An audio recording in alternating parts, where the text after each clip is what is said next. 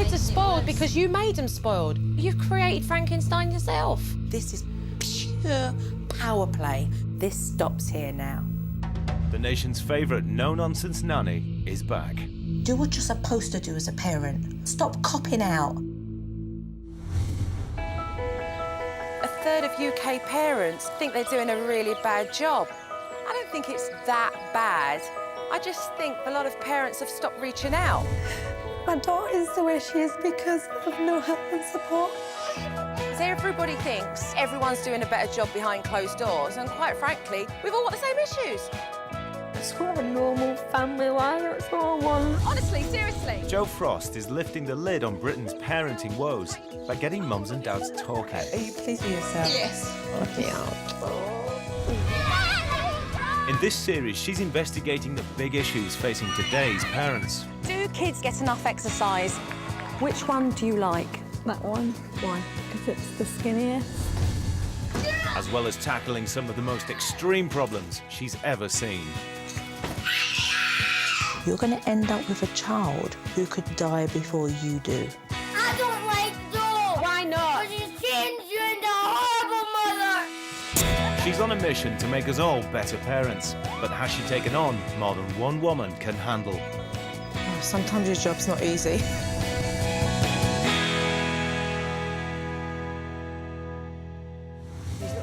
This week, Jo tackles a child whose uncontrollable behaviour is driving his parents apart. No, don't say yeah, because you're asking him again.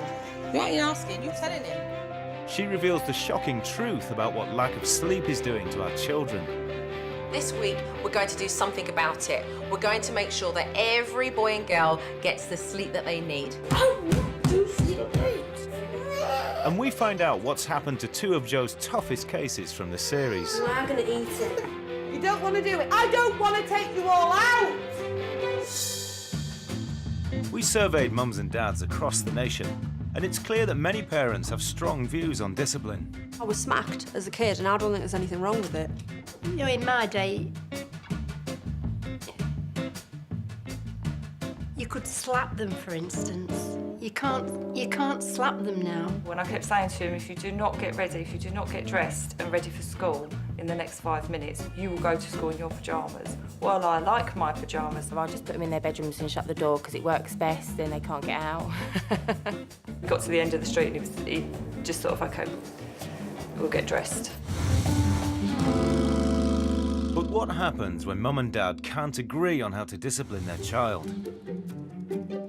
Meet Lechmi Kaur and Surinder Singh, who live in Birmingham with their children, 7-month-old Manisha and 4-year-old Michael. Mikey. Michael. Michael totally rules the roost with his constant tantrums.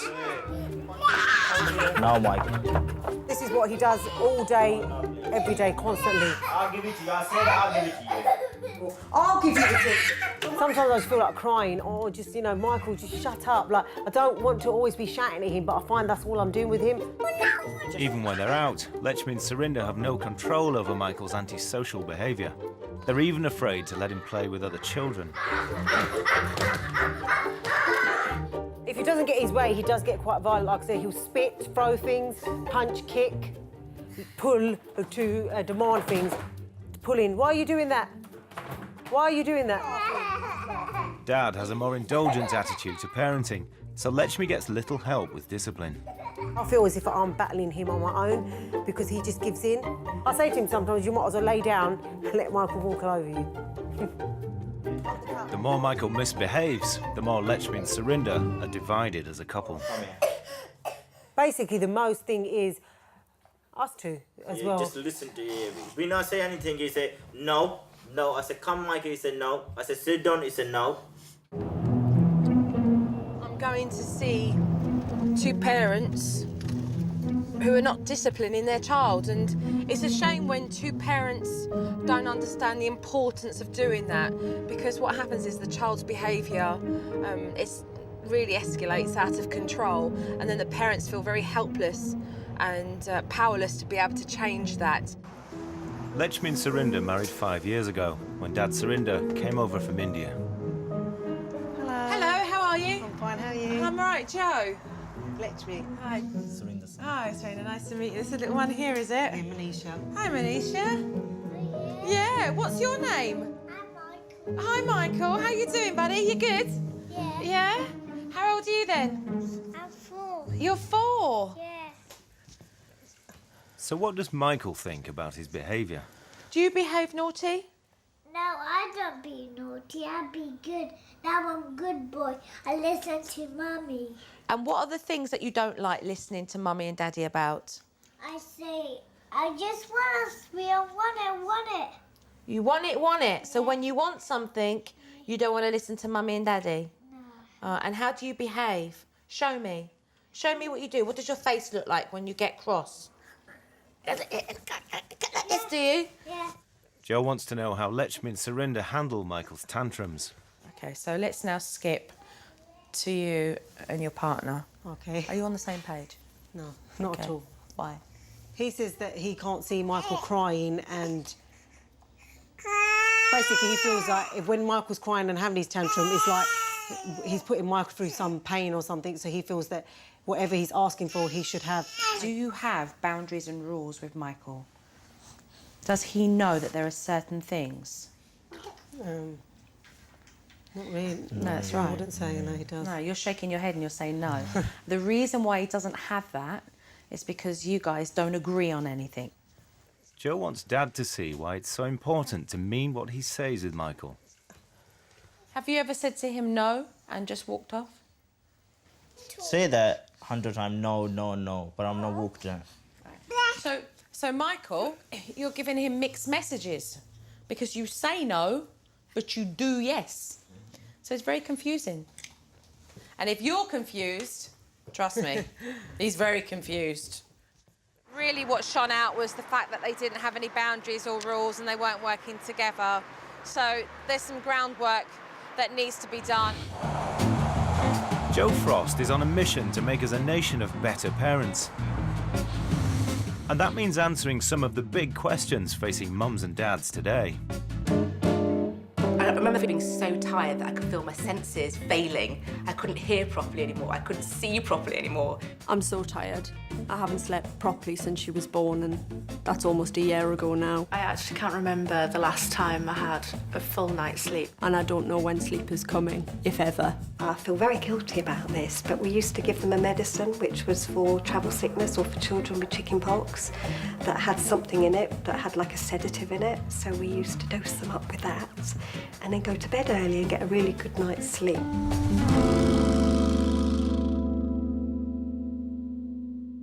So how much sleep is the right amount?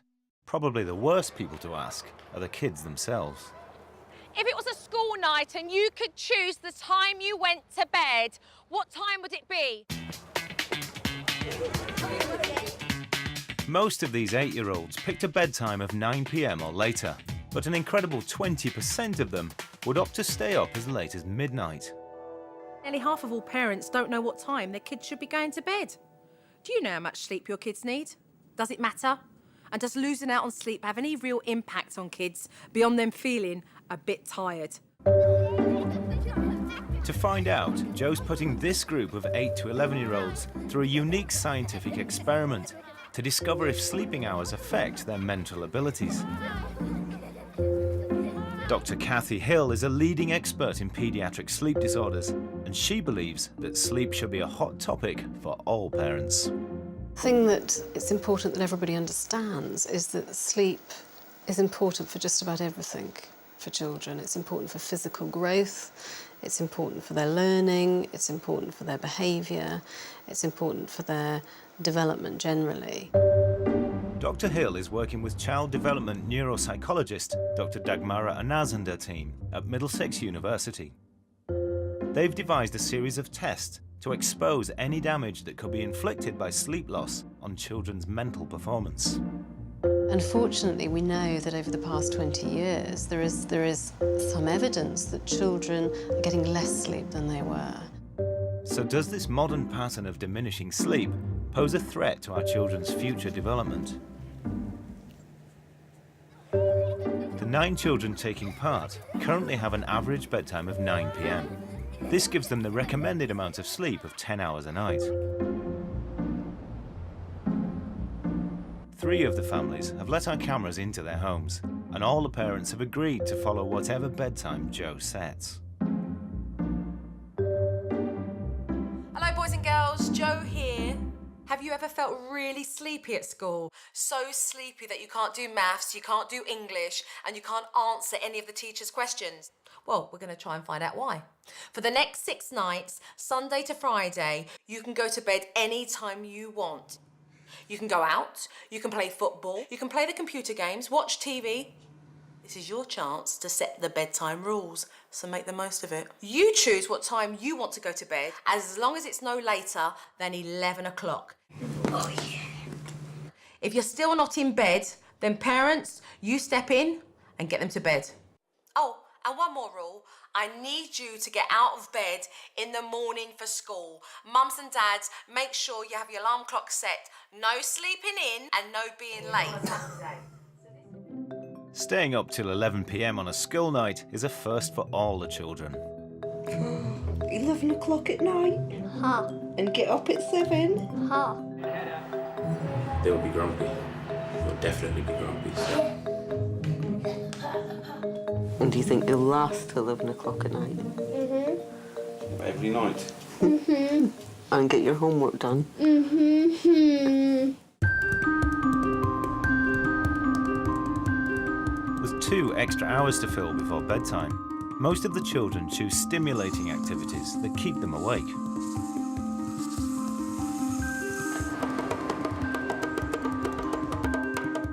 You can see them running around the house by now. We didn't even putting them to bed. But Richie's playing football or something on his PlayStation, and Amara's been playing the drums.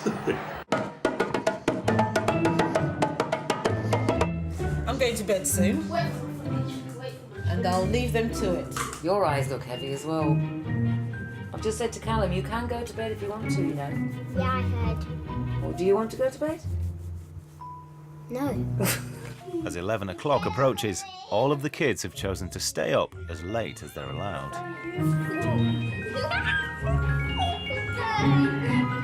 And rather than winding down, the later it gets, the more overactive they become.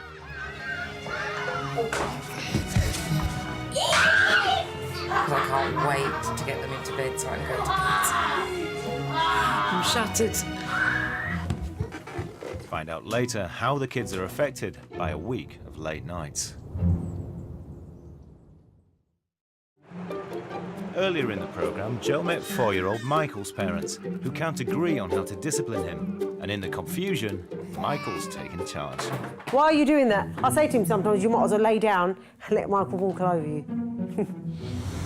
Joe's first step with Lechmi and Surinder is to get them to agree on some basic house rules.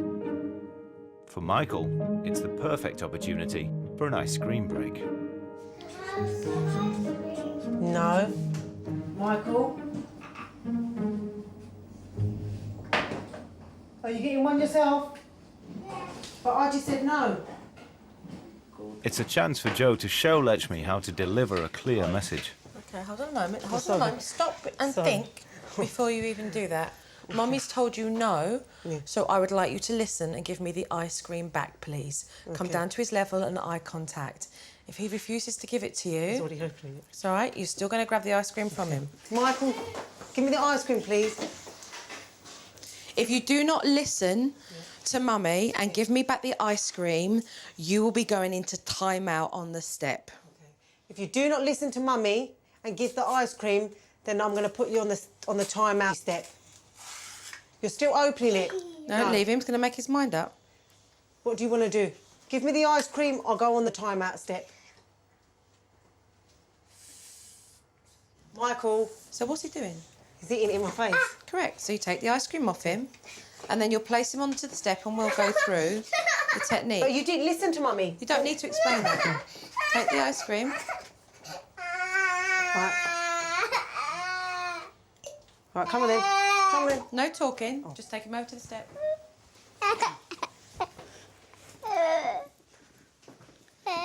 Okay, this is what you will do. Okay. You will place him onto the step. Yeah. And you will explain in a firm voice why he's there. Okay.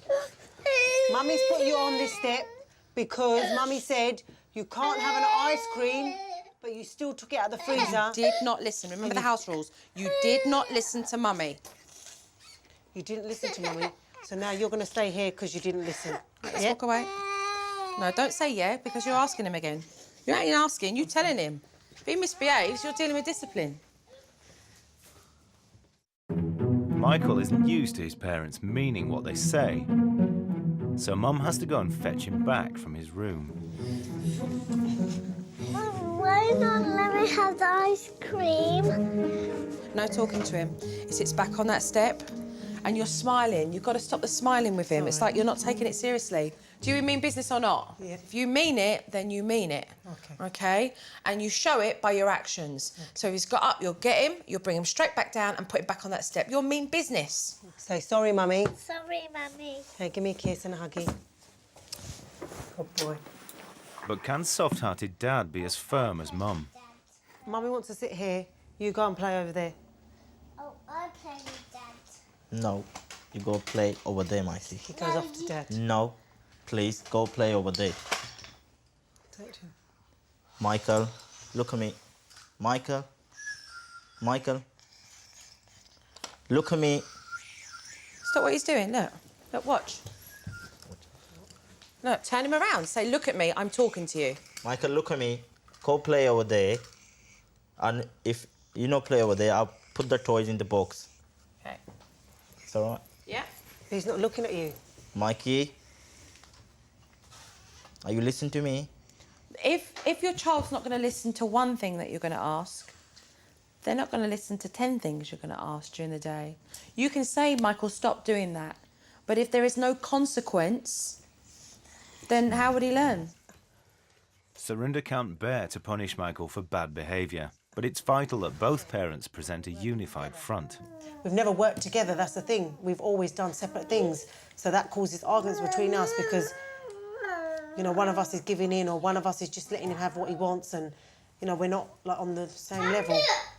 You need to be able to agree, and if you don't agree, then literally, you know, say why you feel something's important. The breakdown in communication here is causing the mixed messages over there. The kids are in the first week of Joe's special sleep experiment. They're about to find out if staying up late has impaired their learning abilities. All week, they've chosen to go to bed at 11. But they still have to get up for school at 7. Wakey, wakey. Time to get up. I'm so tired. That means they can only get a maximum of 8 hours sleep. 2, please. 2 less than the recommended 10 hours for kids of their age. He's been up on his PlayStation, watching DVDs, and I've been sitting there yawning. Oh, I'm feeling tired. We do need an early night. It's starting to be a bit of a struggle now. Both of them are at breaking point, they just can't handle it any longer. Yawns in the classroom are more than just an irritation to the teachers. To Dr. Hill, these are warning signs of an underlying problem that could have serious consequences in the future. If you're tired, everything is just harder work. Children are at a stage where they're learning every day. They're learning new tasks. They may be learning to ride a bike, learning to play the piano. And if you're trying to do that whilst you're tired, you're at a disadvantage. And the next child who's had a good night's sleep is going to do better than you are. To discover the real consequences of a week of restricted sleep, Joe has sent the kids to Middlesex University. Here, Dr. Dagmara Anaz and her team will test if their learning abilities in the short term have been affected. Starting now. Cinnamon. The mental performance of each child will be measured using a series of psychological and cognitive tests. Okay. Watermelon. Next up is 9-year-old Sydney. What we're looking at here is verbal fluency, see how many fruit she can name within a minute. Are you ready? Start now. Mango, apple, pear. Even before the results are in, Dr. Hill can spot the signs of a child with restricted sleep. Lemon. I need melon. Sleep-deprived children quite unlike adults, are more likely to appear overactive. Observing Sydney, she's constantly pedalling her legs. And this is the body's way of keeping the brain engaged. Only when they become really tired, usually, do you notice the obvious signs of tiredness, like yawning, rubbing eyes, etc. The commoner signs are of a fidgety child. Sydney only manages to think of 11 words in a minute. Can 10-year-old Zetchi do any better? In shorthand, okay? So you ready? So there's many different fruits that you can think of. Go. Apricot, banana, apple, mango, He's really struggling. He's really struggling. I mean, interestingly, he looked tired before he even started. And he came out, I think, with about 3 words there, and he stopped. He's got a whole minute to fill. Don't worry, you did really well, okay? Well done. Pear. Oh, time has gone. All 9 children show signs that they're failing to be as fluent with words as they should be. Camera. And stop. So when you see this, don't look at it. Now for the eye tracker, which measures how easily the kids can be distracted from a simple task. One of the important skills that you learn as you go through childhood is to maintain your focus on one task. And you can think how important that is in a real-world setting, like a classroom, for example. The child needs to be able to stay on focus. Do you need a bit of break? Someone is falling asleep here. This is the first time that Dr. Anaz has tried this test on children.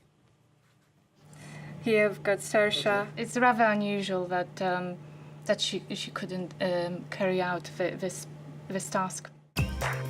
In fact, 80% of the children struggle to even complete the test. Across the range of tests, a week of late nights has seen the kids' average mental age decline from 10 to 7 years. Sleep deprivation long-term isn't just about how they perform the next day. Even if sleep improves, it may have a long-term effect in some children. 6 months ago, Jo Frost set out to help Britain's parents help each other by sharing what they know.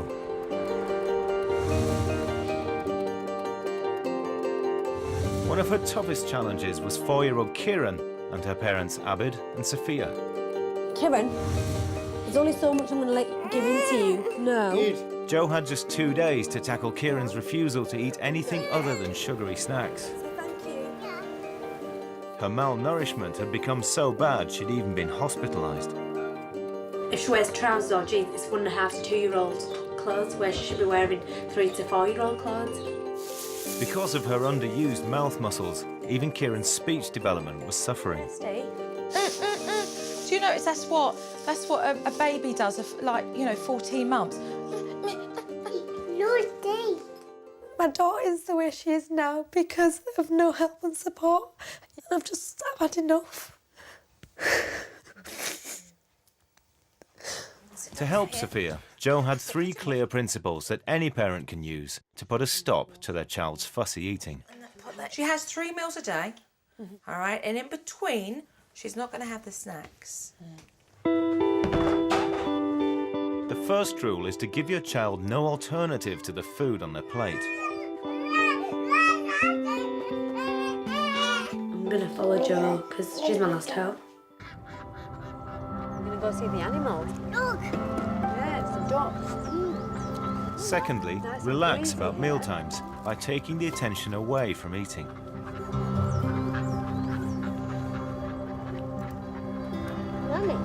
Is it yummy? Oh, wow. Thirdly, eat properly at a dining table. Do you think you can eat your dinner on this table and in this chair? Look, big. That is big. Wow, Kieran. Look a bit. Following Jo's rules saw a rapid change in Kieran's diet. We had fish pie and vegetables, and she finished all that. And also, Jo, she asked for a second portion of the vegetables. And this is fantastic! Sophia, I'm so proud of you. I really am. That's a good girl. 6 months on, the effect on Kieran has been life-changing.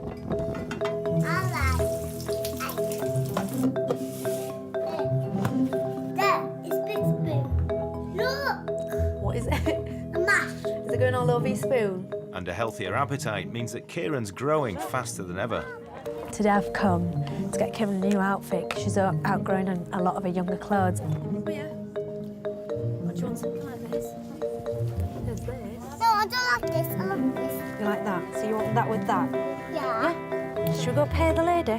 Yeah. That's a good girl. Ooh, you have to give her your dress as well. Give her the dress as well. 6 months ago, 4-year-old Kieran was so thin, she wore clothes for children half her age. She's finally catching up. Put it against your body. Put it against... You know what? It's belly. Okay, put it against your belly.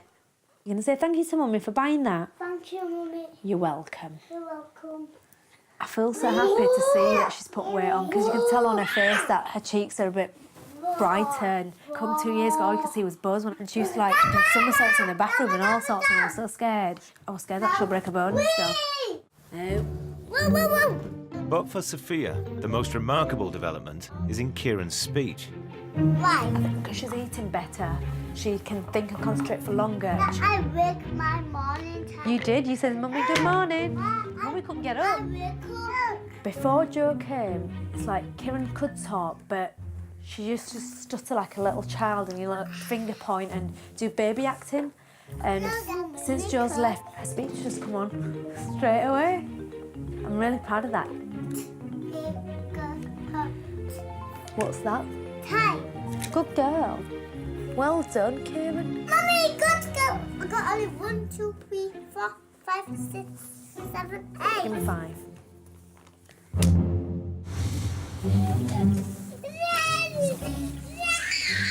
She's leaving. She's leaving. Earlier in the programme, Joe met 4-year-old Michael, whose constant tantrums are made worse because his parents can't agree on discipline. Right, get your stool here. Lechmi is so ashamed of his behaviour, she never wants to take him out. I get worried because I know that the way he's going to act, he's going to have tantrums, and then people are going to look at us like, oh God, can't they control their child and things like that. So I feel as if, like, you know, I feel embarrassed. Joe's taking them to the local activity centre. She's convinced that if Mum and Dad stay on the same page, they can all start to enjoy being together. When we go in, I'd like you to set up some expectations. I want you to pull him over to you, come down and tell him the behaviour that you expect from him before we go in there. When we go in there and you play, you be a good boy, look at me, and you listen to Mummy and Daddy. Yeah. And you don't be naughty. As soon as they're in the door, Michael becomes a handful. This is Dad's cue to stop indulging him and back up Mum's message. With your voice, just be really firm and say to him, Daddy wants you to have fun, but this is what I want to see happen, OK? And off you go, and we're here, all right? OK? Mummy, Daddy's here, yeah? Go over there if you want to play, yeah? Play nicely, yeah? Normally, Lechmi keeps Michael away from other children because he gets aggressive if he doesn't get his own way. But today, Joe wants them to see how clear boundaries can allow them to relax. Mark hasn't been over once. He knows where his parents are, and he's been given the expectations, basically how he's to behave. Happy as Larry in there. See, normally I would say to him, go and check on him, go and check on him, and I'll be like worried because he's in there with other kids and... You can see him. It's a long overdue break for Lechmi and Surinder. Spending time with each other as a couple had become a distant memory. The two of you have got to really recognise that what comes first here is your communication and being on the same page and making sure that you raise your kids together. Before Joe goes, she wants to leave some targets to keep them pulling together as parents. This one is kind of like a homework for the pair of you. Okay, it's something to work towards. And as you can see here, it says get out 3 times a week. It's really important, whether it's a walk in the park, just to get some fresh air, to take Michael somewhere where there are other children. Just get out, give yourself a breather and give your children a breather. Give me a big, big, big hug. A big, big, big.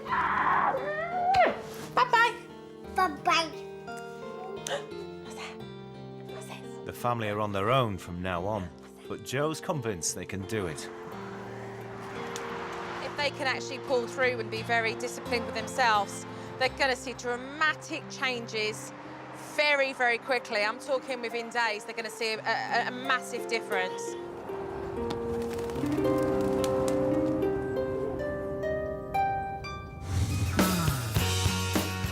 Back in North London, Joe's investigation into sleep continues. She now wants to find out what will happen if the kids get more sleep than they normally do. Hello, boys and girls, it's Jo again.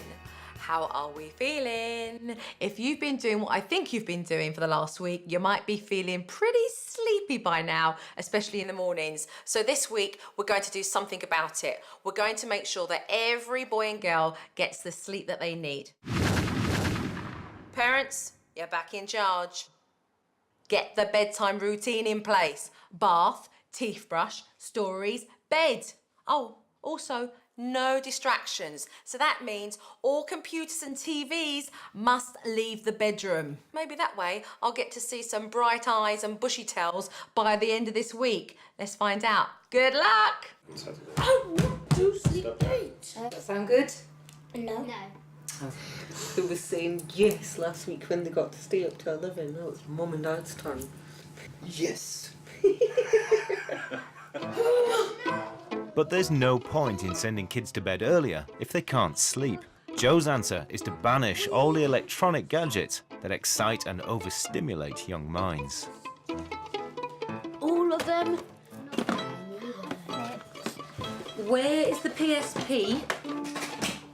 Hurry up. I knew he tried to hide the PSP. Thank you, Callum. It's awful when you think about how much they've got and that just, allows them to sit in a room on their own and just occupy themselves. It's terrible. Over at the Kennedy household, Saoirse, who almost fell asleep during the tests, is saying goodbye to her impressive selection of gadgets. DVD player, in we go. Where's your iPod? I think this is a very rubbish idea and I do not like it. The only gadget these kids will need from now on is a clock. Joe has set dinner time for 6, followed by wind down time at 7, so they can be ready for bed and quiet reading at 7:30, and lights out at 8. Let's get your book ready now for Dad, reading your book. This will give them 11 hours a night, an hour more than is currently recommended. Good night. See you in the morning. 10 to 8. I've said they can read for another 10 minutes and then I'm going to go up and turn the lights off. It seems to have gone very smoothly. I'm a bit dubious. Perhaps the no TV and the calm and perhaps it is working. Right, night-night. Love you both. It's day 1 of the new regime at Michael's house. Joe has shown his parents why they need to agree on discipline. Say, look at me, I'm talking to you. But with Joe gone, it's not long before Dad is tested by Michael's behaviour. You want this? Yeah? And with each spoon, yeah? Not this. No, not this. Now you're going to... Despite Joe's advice, Michael is sent off to the step without any warning. Sit down here. Soft-hearted Surinder doesn't leave Michael alone on the timeout step, and when the crying gets too much, he even gives in. Come on, fully karaoke.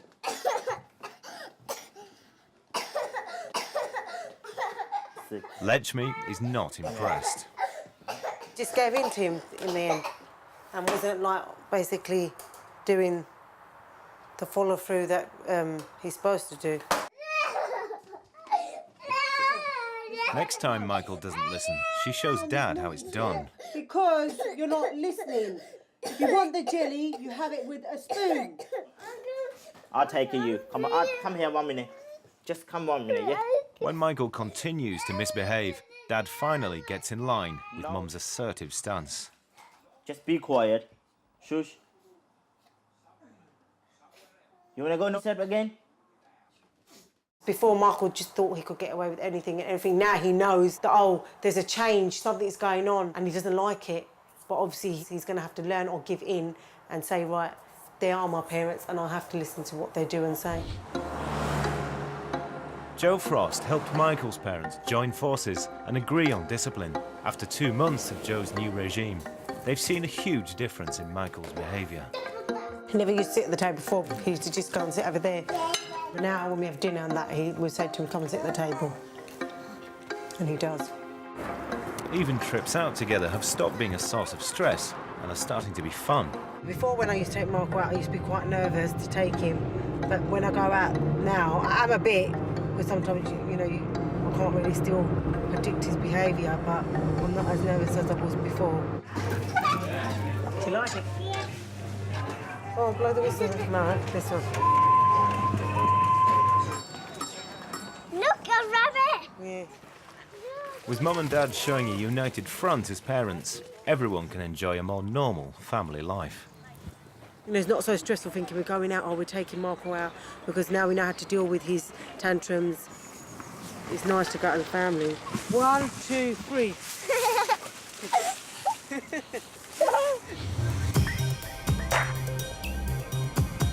The children in Joe's sleep experiment have now been getting 11 hours sleep a night for a week, 1 hour more than they normally do. Joe sent them back to Dr. Hill and the team to be tested again. Think of as many different animals that you can, starting now. Last week, 10-year-old Zetchi could only name 10 fruits during his verbal fluency test. Will his performance improve following 11 hours sleep a night? Last week we had a little boy who was clearly very tired. He stretched, he yawned.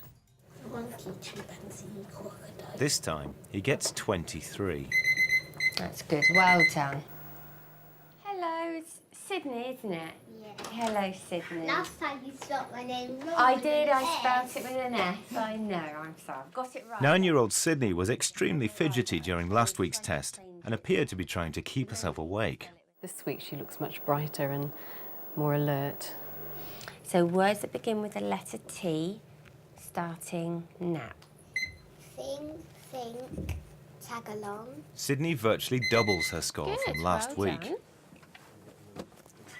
It's like a little princess.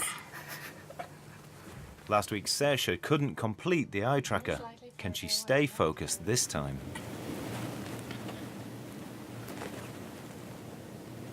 Certainly last week she was yawning and stretching and physically looked tired. I think she's doing well by the sounds of things. By the end of the tests, the children's performance is almost unrecognisable. In week 1, a maximum of 8 hours sleep a night rendered 80% of the kids incapable of even completing the eye tracker test. But after 11 hours sleep, every child completed the test with improved speed and accuracy. Across the range of tests, their mental age rose by 2 years to age 12, an enormous improvement on last week, when just 8 hours sleep saw their mental age drop to that of a 7-year-old. We genuinely were amazed by the results. I think it's important to recognise that children don't make changes from week to week in these sort of tests normally. Normally we'd expect these sort of improvements to take place over months of a child's development.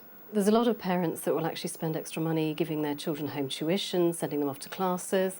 And actually, this is suggesting that if they could just go to bed a little bit earlier and have a better night's sleep, these children could improve in their day-to-day function fairly significantly.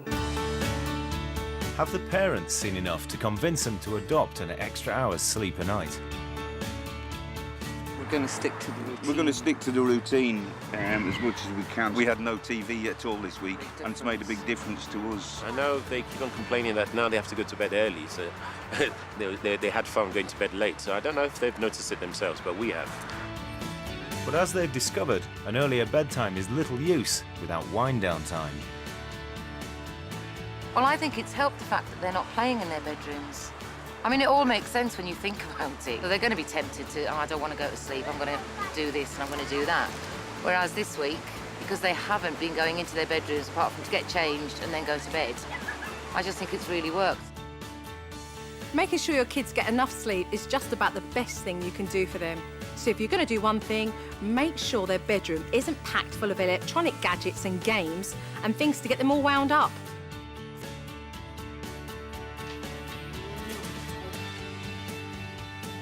And I love you both.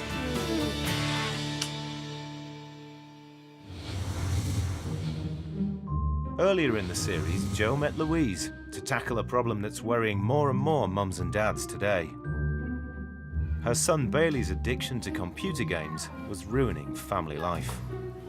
He'll have his breakfast, his lunch and his tea sat at the computer. My dinner. His schoolwork's starting to suffer. It does worry me that he's going to bed and he still can't switch off. He'll write things down and plan things, something about blood elves. It's just basically taking over Bailey's life.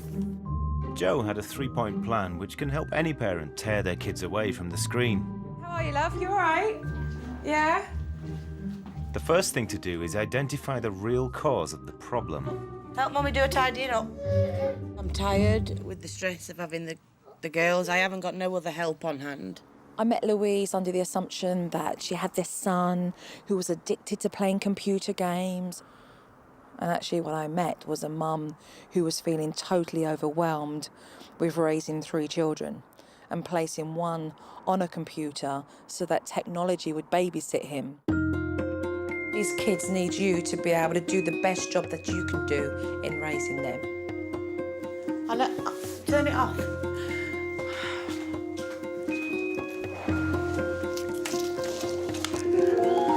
I know I'm a mum, Jo. I know I am. No one's saying you're a mum. That's how you're feeling because you know that there is so much more that you can be doing right now. Right, this is the chart we're going to use to wean you off that computer game. Jo's second step is to draw up a structured timetable to gradually reduce hours spent on the computer. 2 the next week and 1 the week after. Now Mum in this box below is going to write down the days that she is going to rain or shine, get out with the whole family. The third and final job is for parents to show their kids that there are better ways to spend their time. You don't want to do it. I don't want to take you all out. Don't, right? I won't. Trust me, I won't. I'm really tired. I'm just really tired. And At first, Louise was overwhelmed by the challenge, but by not using the computer as a babysitter, setting time limits, and getting out with the kids, she surprised even herself. Look at you! I know. Motivated mum. So what have we been doing? Getting out and doing more stuff. Bailey's on an hour a day now with no moaning. You're like bubbly. I You're know. like, all right, sorry, Jo, don't stop for long because I've got things to do with the family. I'll see you later. 6 months on, has Louise been able to keep up the hard work? Today, she's been asked to come into Bailey's school to discuss his progress with teacher. Hiya. How's he doing? So he's doing absolutely fantastic. And concentration-wise, spot on. Even from the beginning, we were only getting You're not getting enough. Not enough No. Bailey to sort of like today's work. And he did get down to here. Absolutely brilliant. You've shocked me there for him to be doing all that and Honestly, then to do a bit much. and, yeah, Brilliant, didn't Bailey. want to go to dinner. That speaks volumes. Of course for, it does, you know, yeah. what he's been doing, getting on with his work, which is absolutely fantastic. Good so stuff, he's done really, Bells. really well. I knew this is what used to frustrate me. I knew he had it in him. I know he's got it in definitely. him. That's really good, isn't it, Bailey? Yeah, it is. Really it's proud fantastic. of you. So all those hours on the computer, Bailey, to you only doing a little bit now, has paid off, hasn't it, son? Definitely paid off. Because your schoolwork's gone from down there to wait. Sorry, am I interrupting you doing work? I know. I'm That's terribly okay. sorry. It's now not a case of like on the computer. It's like as you say, he No. just wants to get on with He his wants work. to get on with his He wants work. to do it. So Might have that's to give all you a we big can- sloppy kiss, Bailey. Yeah, really impressed with that, Bill. And it's not just Bailey's schoolwork that's been transformed. Back at home, after spending his 1 hour on the computer, Louise insists on quality family time over dinner. I got big one. Wow, look at that one. Whatever you put into your kids, you get back. If you're more relaxed, your kids are more relaxed. You want to play, your kids are more interested. They want to do, you know. And we are. We're all a happy unit now. Ooh, sausages. Bailey's out doing stuff twice a week with the football. It's cheerleading and ballet and tap. 3 times a week for the girls. And I go to gymnastics with Holly. I felt like Joe ripped into me. And I didn't like her, shall we say. But I tell you what, Joe, thank you very much. You gave me my family back.